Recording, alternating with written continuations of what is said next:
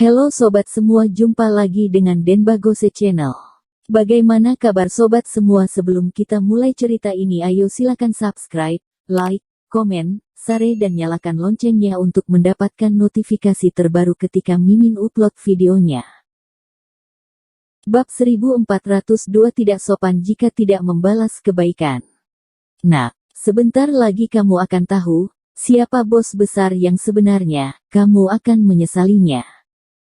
John menatap Thomaskin dengan dingin. Dia memberi dirinya kesempatan. Bukankah itu hanya mencari kematian? Tidak peduli seberapa kuat kamu, harimau tidak bisa mengalahkan sekawanan serigala. Kamu berteriak pada aku di tempat aku. Aku pasti akan membiarkan kamu menjerit setiap menit. John telah berada di kota Kingfeng selama bertahun-tahun. Dia sepenuhnya mengandalkan tangan besinya sendiri dan semangat tidak takut mati. Itulah alasan mengapa dia berhasil sampai ke titik ini.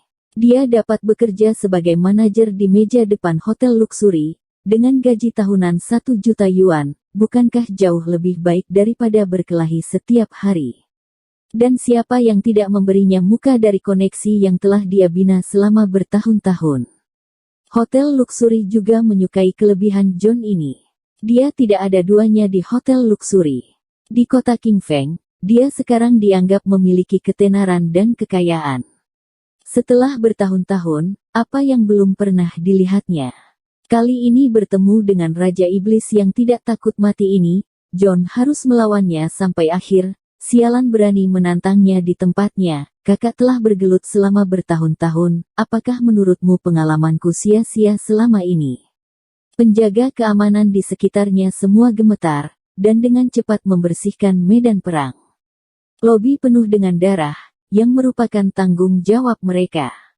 Dalam waktu kurang dari 20 menit, lusinan mobil muncul di pintu hotel luksuri, dengan setidaknya 3 atau 4 orang di setiap mobil, dan beberapa bahkan lebih.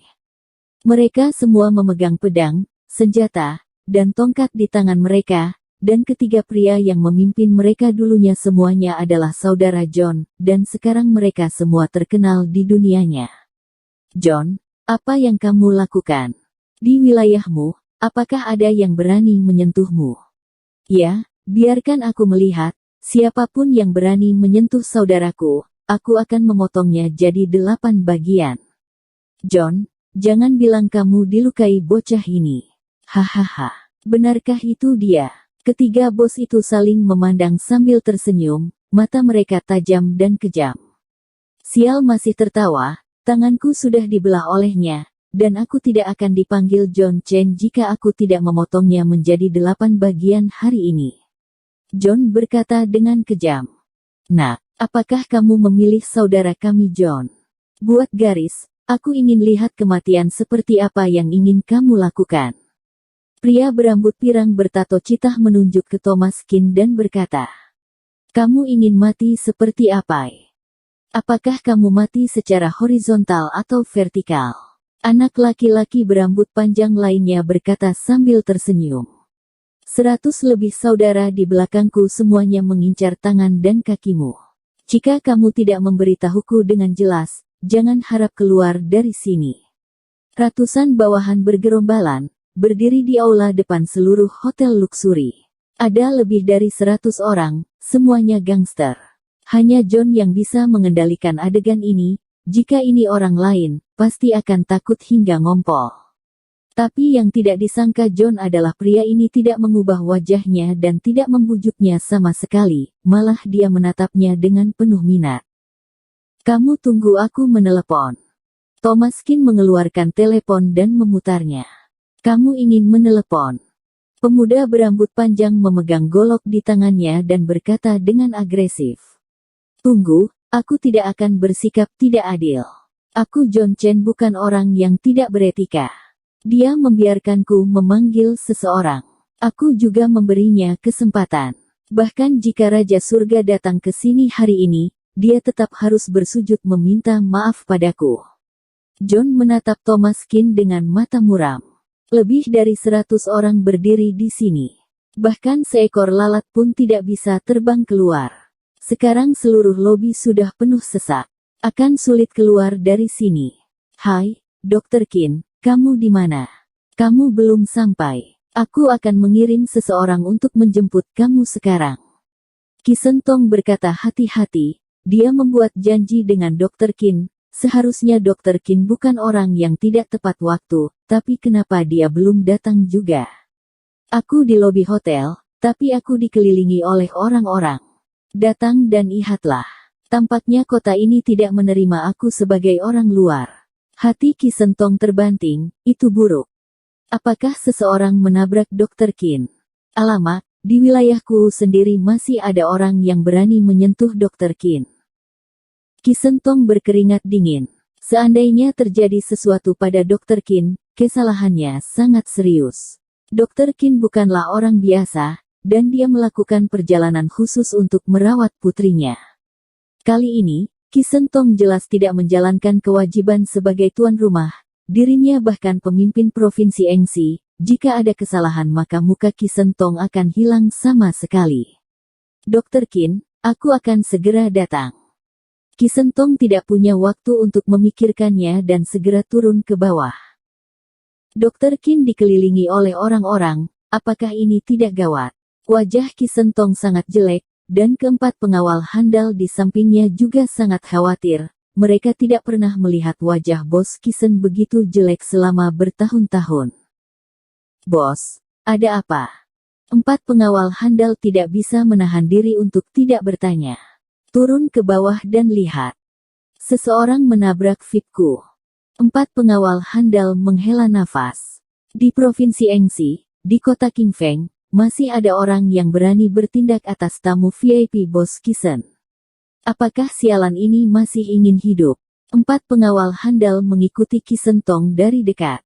Keempatnya mengikuti Bos Qi Sen sepanjang jalan. Mereka semua adalah Master 1 Iawan 10. Dan karena mereka mengikuti Bos Qi Sen, mereka bahkan lebih gila lagi, mengendalikan seluruh provinsi Engsi. Qi Sentong bergegas turun dengan ganas, karena khawatir jika Dr. Qin sedikit saja terabaikan, itu dosanya. Nak, bagaimana dengan teleponnya? Apakah ada yang bisa menyelamatkanmu? Hahaha, bukankah ini surat wasiat untuk keluarga? Yaitu, di kota Qingfeng, kamu menyinggung John dan ingin pergi dengan mudah. Aku pikir kamu salah minum obat. John, kapan mulai? Ketiga bos sudah bersemangat untuk mencoba dan siap bertindak kapan saja. Orang yang mereka bawa adalah untuk bertarung. Bagaimana mereka bisa kembali tanpa hasil? Maju, pilih tendon lengan dan pahanya. John menyipitkan matanya menjadi satu garis dan berkata dengan dingin.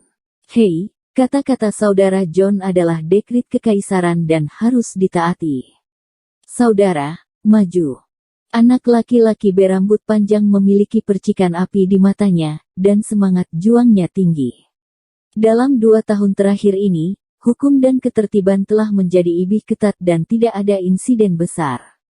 Dia merindukan hari-hari pertempuran dan pembunuhan. Hari ini, membalaskan dendam untuk John. Dia secara alami tidak mau kalah dan bergegas menjadi yang pertama. Klik. Golok itu dalam sekejap terlempar ke udara. Seharusnya parang itu mendarat di pundak Thomas Qin, tetapi bocah berambut panjang itu tertegun, karena dia tidak menyangka akan ditendang, dan dia tidak sempat sadar, dan parangnya yang jatuh sudah ditangkap oleh orang lain. Parang diayunkan, darah terciprat. Sebuah lengan pemuda berambut panjang terputus dalam sekejap. Dalam sekejap, semua orang tercengang. Apakah dua bos lainnya, adik laki-laki di belakangnya, bahkan John tercengang, bukankah orang ini terlalu kejam? Mengenakan kacamata hitam, tembakannya secepat kilat dan akurat. Tanpa peringatan apapun, lengannya dipotong. Ini. John pucat, dan dia tiba-tiba melihat 4 pengawal handal, sosok legendaris dari Provinsi Engsi, ketika dia mengikuti salah satu dari mereka hingga bisa mencapai kondisi seperti sekarang ini. Bosku. John tampak pucat dan memandang Dylanku, yang merupakan bosnya dulu dan sekarang menjadi salah satu dari 4 pengawal handal Qi Sentong. Qi Sentong. John tiba-tiba mengangkat kepalanya, pupil matanya menyusut, Ketakutan serta keputusasaan di dalam hatinya melonjak seketika di dalam hatinya. Dia melihat Ki Sentong di belakang bosku. Dia adalah langit-langit Provinsi Engsi, sosok yang harus dihormati semua gangster. Ki Sentong menutupi langit dengan satu tangan. Bersambung. Terima kasih kepada kalian yang telah menonton video ini. Jangan lupa tekan tombol subscribe-nya dan nyalakan notifikasinya untuk mendapatkan video-video seru lainnya dari channel Denbagose.